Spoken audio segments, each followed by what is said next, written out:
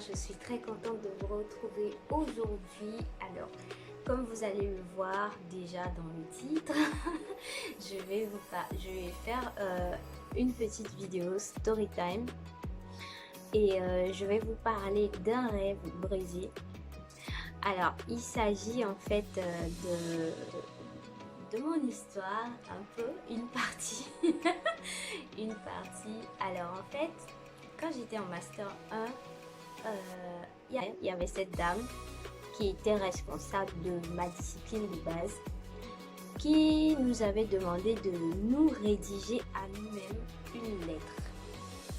Donc en fait le deal c'était que on rédigeait la lettre, on lui donnait cette lettre là et avec notre adresse de domicile au dos. Comme ça, elle pourra nous la renvoyer un an après.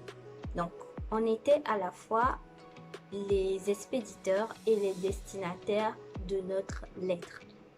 Donc, c'est comme ça que durant ma première année, j'avais écrit cette lettre. Première année de Master 1. J'ai pas fait 2 fois le Master 1. Donc, durant mon année de Master 1, j'ai écrit cette lettre et que j'ai remis à cette dame. Donc, elle a tenu promesse l'année qui a suivi. Elle m'a renvoyé ma lettre. Sauf que le contexte dans la lettre, je l'ai reçue à l'époque, je n'ai pas eu le courage de lire la lettre parce que j'ai vécu une très grosse déception.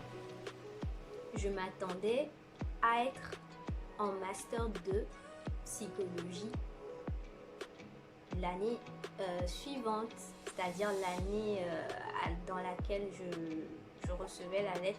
Normalement, je devrais être en Master de psychologie, mais ce ne fut pas le cas, malgré que j'avais eu mon Master 1 avec une mention assez bien, malgré que voilà, enfin, tout ça.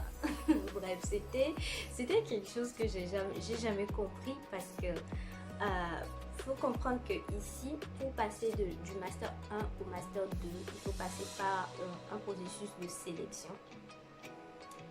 Et cette sélection-là, j'ai pas été sélectionnée pour le Master 2.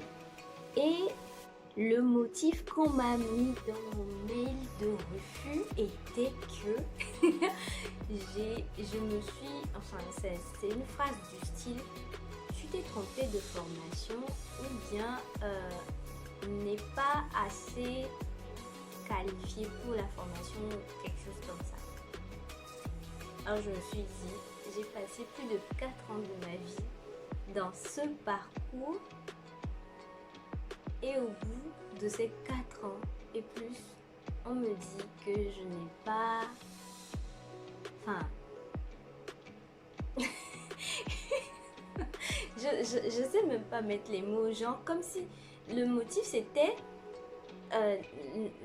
genre je me suis trompée de formation. C'est ce que la phrase disait clairement quoi. J'avoue que j'ai reçu un coup en lisant ce mail de refus. Un gros coup comme ça. Et donc, ce qui a fait que j'ai pas eu le courage à l'époque de lire, un an après, du coup, de lire la lettre que j'avais écrite un an plus tôt. Et récemment, quand je rangeais mes affaires, j'ai trouvé la lettre et aujourd'hui encore, je l'ai retrouvée. Et je me suis dit, bon, je vais la lire, mais pas seule, je vais la lire avec les lifted, les gens avec qui je partage pas mal de choses. Et voilà, on va la lire ensemble. Cher Gifty, je t'écris cette lettre pour te rappeler que tu es qui tu as envie de devenir. Je comprends que parfois tu as envie de tout laisser tomber car tu ne te sens pas assez à la hauteur. J'avoue qu'à l'époque, je sais pourquoi j'ai écrit ça. Mais laisse-moi te dire, en ce jour si spécial, que tu es exceptionnel. Tu as beaucoup de potentiel en toi, des choses que toi-même tu n'imagines pas. Waouh!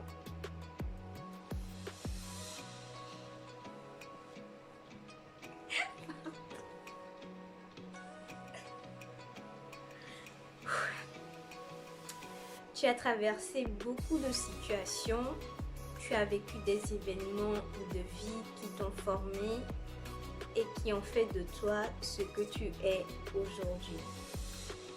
Si tu avais lâché prise, je ne pense pas que tu serais ici en ce moment en train de relire cette lettre.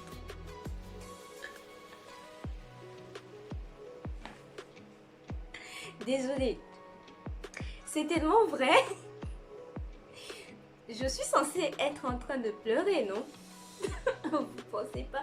Mais pourquoi ça me fait rire? Parce que je me rends compte que c'est une vérité. Au fond de moi, ça me fait... Bref, on continue. Donc, si tu avais lâché prise, je ne pense pas que tu serais ici en ce moment en train de relire cette lettre. Tu fais toujours l'effort de t'en sortir quoi qu'il arrive et tu n'aimes pas te retrouver dans une situation où tu perds tout le contrôle. Ça, c'était moi avant. Tu aimes trouver la solution aux problèmes qui se présentent à toi.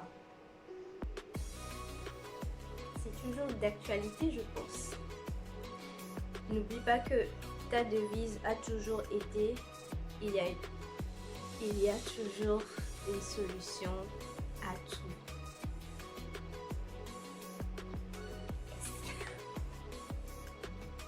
Waouh.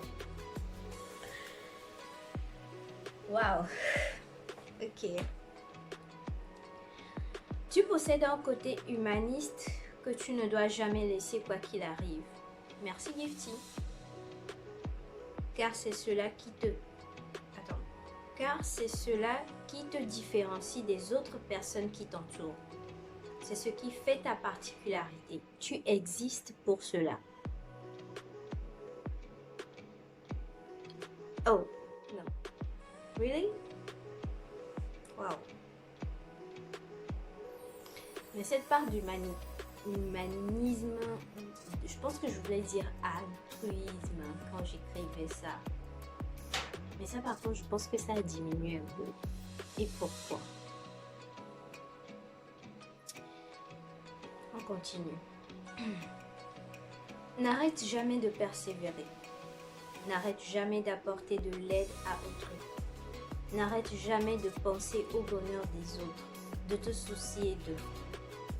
Car si tu es ce que tu es aujourd'hui, c'est parce que quelqu'un a pensé à toi et a fait un sacrifice pour toi.